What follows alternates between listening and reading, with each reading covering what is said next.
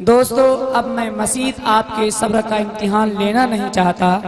آپ جس عظیم شخصیت کا شدت سے منتظر ہیں، میں انہیں بلا کسی تمہید و تاخیر کے آپ کے روبرو صرف دعا کے لیے بلا رہا ہوں۔ حضرت والا کا پرمغز خطاب، کلیدی عنوان پر ان کا جامع ترین خطاب آپ کو کل سننے کو ملے گا، لیکن آج صرف حضرت والا مختصر بات کر کے آپ کے جلسے کا آج دعا کے ساتھ اختتام کا اعلان فرما دیں گے۔ میں جناب حضرت مولانا محمد جاوید صاحب قاسمی، محترم مدرسہ مدینۃ العلوم شہر نجیب آباد بجنور یوپی کو اس شعر کے ذریعے سے دعوت تقریر دینا چاہتا ہوں۔ کچھ ایسی بے خودی ہے تیرے انتظار میں، کچھ ایسی بے خودی ہے تیرے انتظار میں، آہٹ پہ کان در پہ نظر دل میں اشتیاق، آنکھوں کے آنسو سوکھ گئے تیرے انتظار میں۔ جناب حضرت مولانا محمد جاوید صاحب قاسمی، محترم مدرسہ مدینۃ العلوم شہر نجیب آباد بجنور یوپی 22 پر۔ السلام علیکم ورحمۃ اللہ وبرکاتہ۔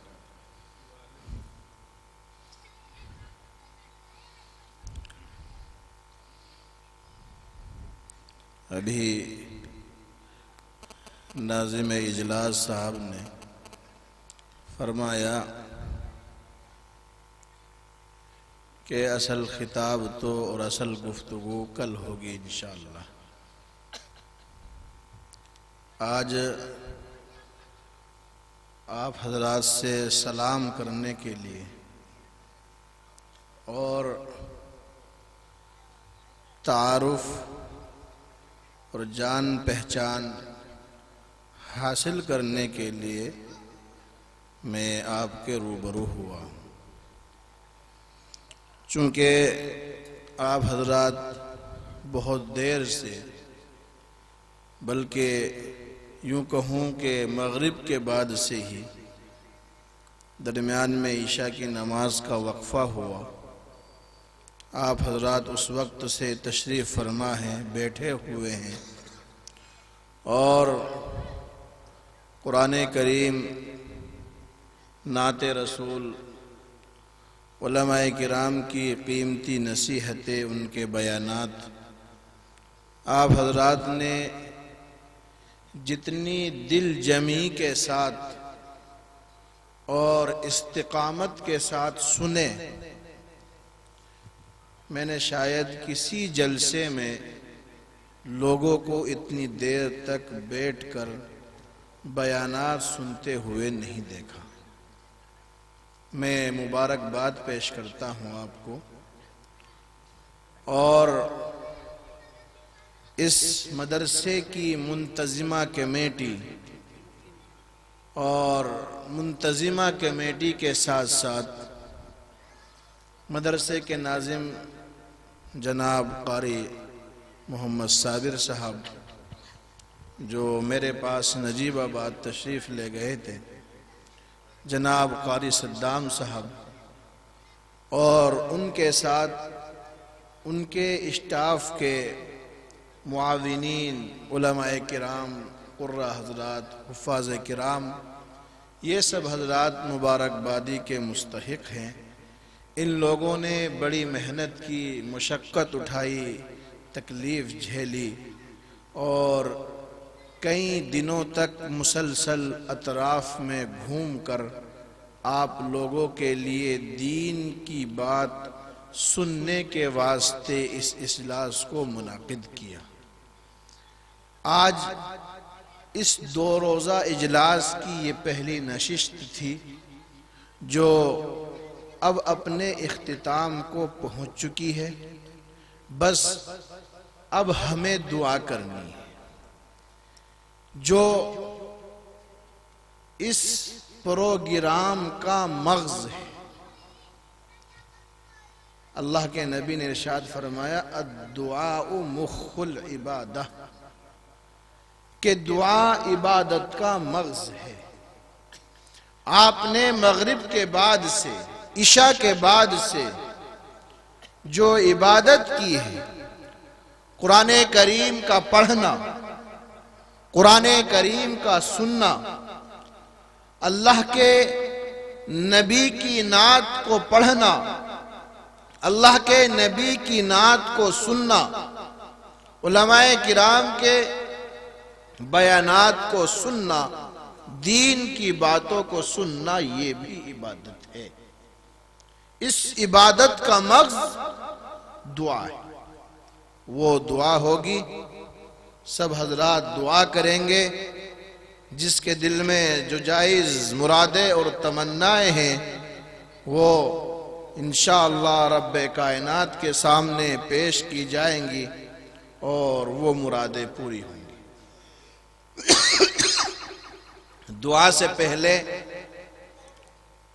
قرآن کی چند نصیحتیں ہیں جن کا ترجمہ میں آپ کے سامنے پیش کرتا ہوں، والدین سے متعلق، ماں باپ سے متعلق، کہ ماں باپ کے ساتھ اولاد کو کیا برتاؤ کرنا چاہیے، کس طرح اولاد کو والدین کے ساتھ پیش آنا چاہیے، اولاد کا معاملہ والدین کے ساتھ کیسا ہو۔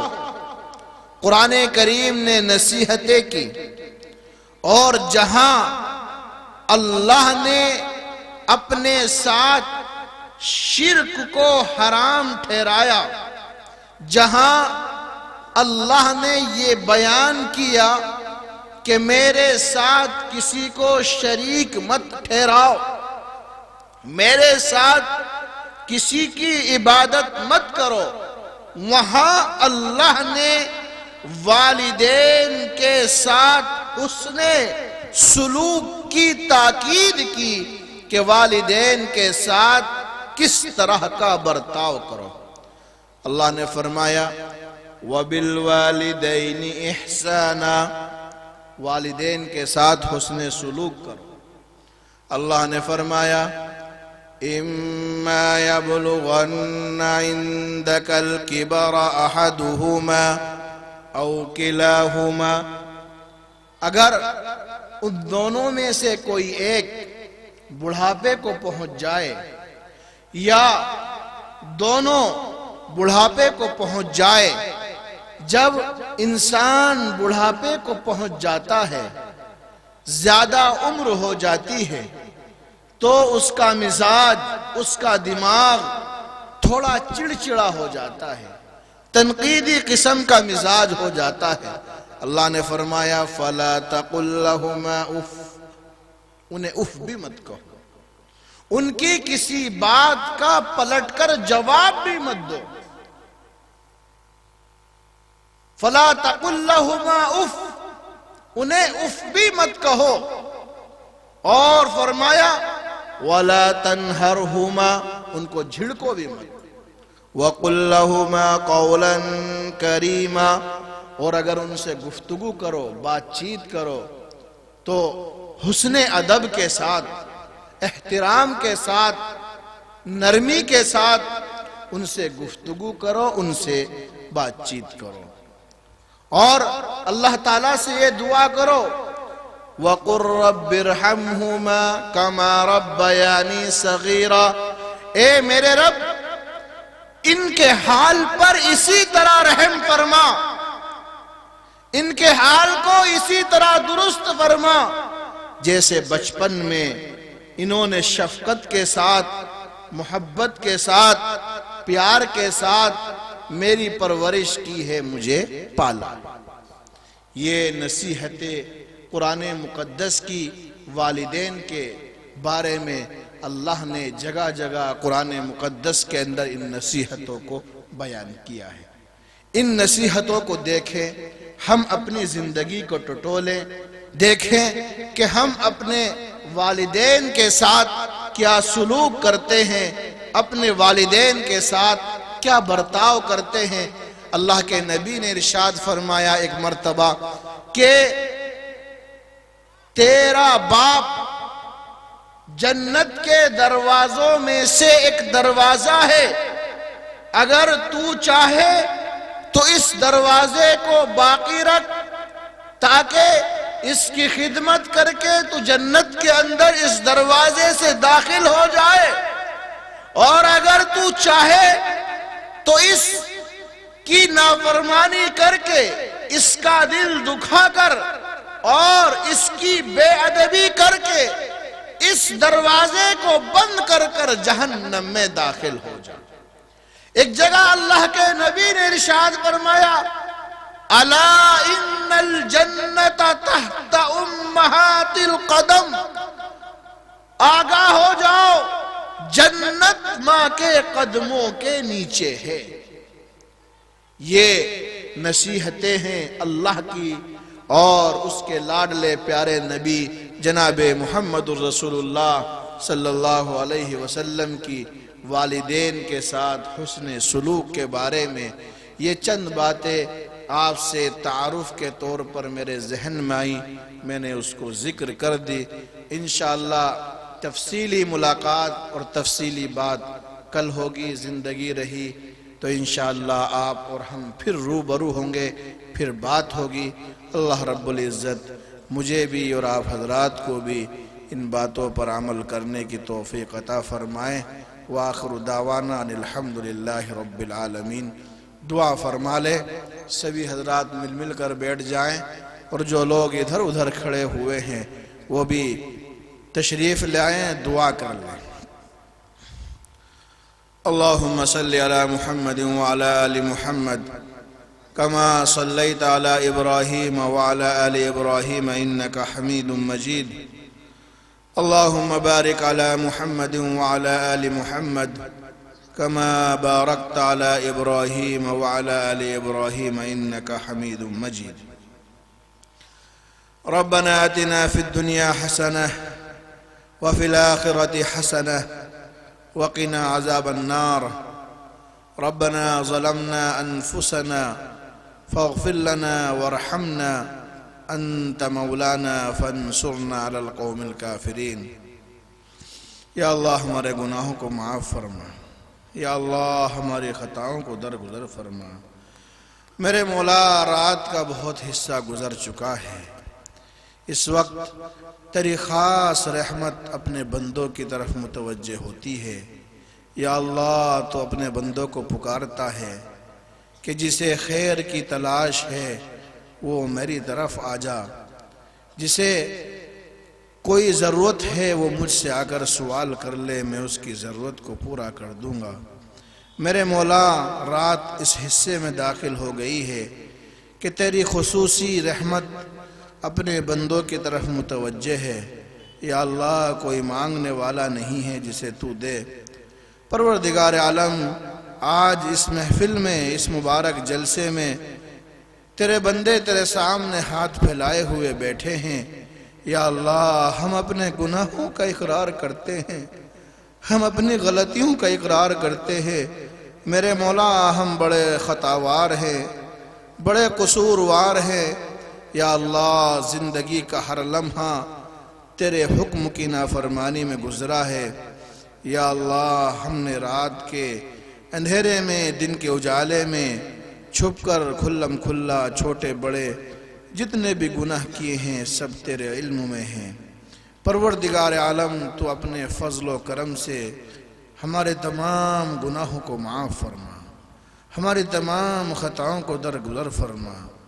یا اللہ تو اپنی رحمت کا معاملہ فرما، اپنے کرم کا معاملہ فرما، ہمارے ساتھ آسانی کا معاملہ فرما، درگزر کا معاملہ فرما۔ یا اللہ اس مجلس میں یہ تیرے بندے تیرے سامنے ہاتھ پھیلائے ہوئے بیٹھے ہیں، اس میں معصوم بچے بھی ہیں جو بے گناہ ہیں، اس میں نوجوان بھی ہیں جن کی عبادتیں تجھے بھلی معلوم ہوتی ہیں۔ میرے مولا اس میں سفید ریش، سفید بالوں والے بھی ہیں، بوڑھے بھی ہیں یا اللہ جن سے تجھے شرم آتی ہے، یہ سب تیرے سامنے ہاتھ پھیلائے ہوئے بیٹھے ہیں۔ یا اللہ تجھ سے تیری بخشش کی بھیک مانگتے ہیں۔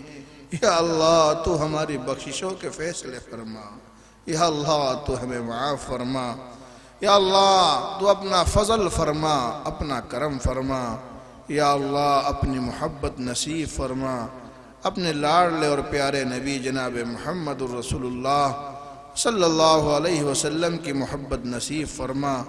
یا اللہ قرآن پر عمل کرنا آسان فرما، قرآن پر عمل کرنا آسان فرما، آپ صلی اللہ علیہ وسلم کے طریقوں پر چلنے کی ہدایت نصیب فرما، آپ صلی اللہ علیہ وسلم کی سنتوں کو اپنانے کی توفیق عطا فرما۔ یا اللہ جو تیرے بندے تیرے سامنے ہاتھ پھیلائے ہوئے بیٹھے ہیں، ان کے دل میں کیا تمنائیں ہیں، کیا آرزویں ہیں، میرے مولا تو خوب جانتا ہے۔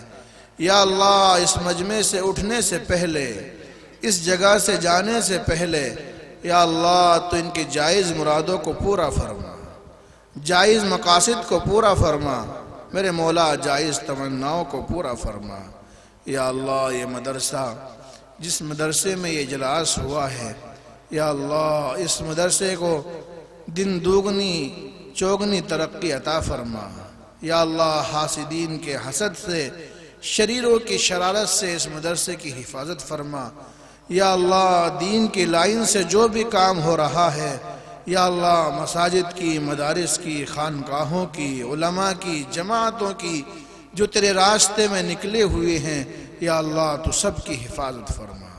یا اللہ تمام مسلمانوں کے جان کی، مال کی، عزت کی، آبرو کی حفاظت فرما۔